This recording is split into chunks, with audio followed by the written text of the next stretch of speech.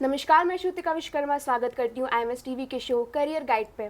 आज हम बात करेंगे मीडिया फील्ड से रिलेटेड एंकरिंग के बारे में, जिस पर बात करने के लिए हमारे साथ मौजूद हैं श्री राम स्वरूप मेमोरियल यूनिवर्सिटी से मीडिया डिपार्टमेंट की असिस्टेंट प्रोफेसर अदिति अग्रवाल जी। स्वागत है अदिति जी आपका। थैंक यू मुझे बुलाने के लिए। तो सबसे पहले हम बात करेंगे कि एंकरिंग होती क्या है। टीवी एंकरिंग की अगर हम बात करें तो इसमें आपको जितनी भी खबरें हैं वो पढ़कर आपको अपने दर्शकों तक पहुंचानी होती है। और क्योंकि हम इसमें शब्द जो इस्तेमाल कर रहे हैं वो है एंकर, तो जैसे कि एक शिप का एंकर होता है, उसका काम होता है कि शिप को वो बांध कर रखे, शिप इधर या उधर ना जाए। उसी तरह से जो टीवी शो के एंकर हैं, टीवी न्यूज़ के एंकर हैं, उनका भी काम है कि पूरे शो को बांध कर रखें।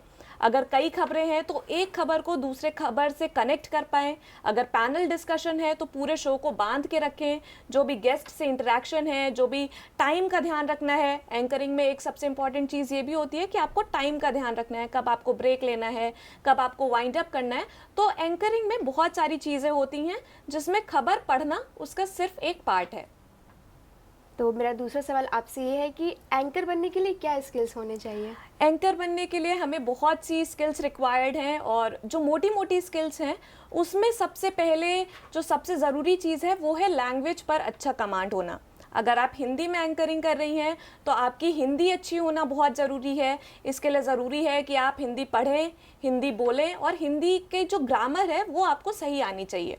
इसके अलावा अगर आप इंग्लिश में एंकरिंग कर रहे हैं तो आपका इंग्लिश लैंग्वेज पर अच्छा कमांड होना बहुत ज़रूरी है। दूसरी क्वालिटी जो इसमें रिक्वायर्ड है वो है अच्छी प्रोनाउंसिएशन होना। बहुत सी खबरों का हमें लाइव ब्रॉडकास्ट करना होता है। आप जिस वक्त पढ़ रही हैं उसी वक्त कोई शब्द आपके सामने आता है, तो ये बहुत ज़रूरी है कि आपको हर शब्द की सही प्रोनाउंसिएशन पता हो। आप एंकरिंग के दौरान किसी भी वर्ड को गलत प्रोनाउंस ना करें। इसके अलावा आपकी जनरल नॉलेज अच्छी होना बहुत ज़रूरी है, क्योंकि बहुत सी खबरें ऐसी आती हैं कि आपको उसका बैकग्राउंडर भी बताना होता है। ब्रेकिंग न्यूज़ आती हैं, प्रोड्यूसर के पास इतना टाइम नहीं होता है कि वो सारी डिटेल या सारा बैकग्राउंडर भी उसी वक्त आपको बताए। तो आपको पता होना चाहिए कि उसका बैकग्राउंडर क्या है। जैसे कि कभी लाइव में ही आपको पता चले कि इलेक्शन का रिजल्ट आया है और त्रिशंकु विधानसभा हो गई है, जिसे हम इंग्लिश में हंग असेंबली या हंग पार्लियामेंट कहते हैं। तो एंकर को पता होना चाहिए कि इसका क्या मतलब है और ऐसी सिचुएशन में क्या किया जाता है। अगर ऐसा नहीं होगा तो फिर आप कैमरे पे बहुत ही बेवकूफ़ से नजर आएंगे। इसलिए ये कहा जाता है कि एंकर को हर फील्ड की थोड़ी बहुत नॉलेज होनी चाहिए। इसके अलावा प्रेजेंस ऑफ माइंड बहुत ज़रूरी है, क्योंकि एंकरिंग के दौरान ना सिर्फ आपको खबरें देखकर पढ़नी है, बल्कि और भी बहुत सी चीज़ें करनी है। बहुत मल्टीटास्किंग करनी है आपको पैनल से भी कोऑर्डिनेशन करना है, आपको टाइम का भी ध्यान रखना है, कब आपको ब्रेक लेना है, कब आपको वाइंड अप करना है, कब आपको रिपोर्टर की चैट लेनी है, और साथ साथ और भी बहुत सी चीज़ों का ध्यान रखना होता है। इसलिए प्रेजेंस ऑफ माइंड भी इसमें बहुत ज़रूरी है।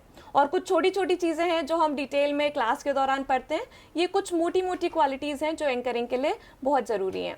जी, तो न्यूज़ एंकरिंग और अदर शोज़ की जो एंकरिंग होती है उन दोनों में सिमिलैरिटीज़ और डिफरेंस क्या होते हैं। न्यूज़ एंकरिंग और जो इवेंट एंकरिंग होती है, इसमें जो सबसे बड़ा फ़र्क है वो है कि आप न्यूज़ एंकरिंग में कैमरे से इंटरैक्ट करते हैं।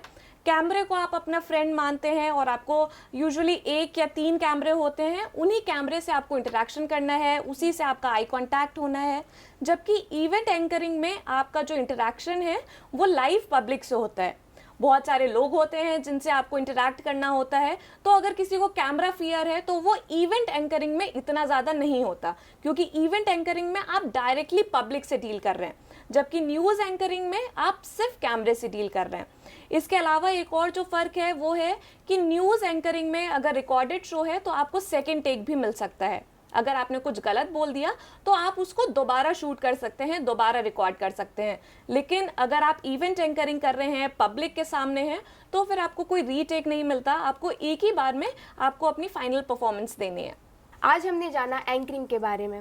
ऐसी और जानकारी के लिए बने रहिए और देखते रहिए IMS टीवी।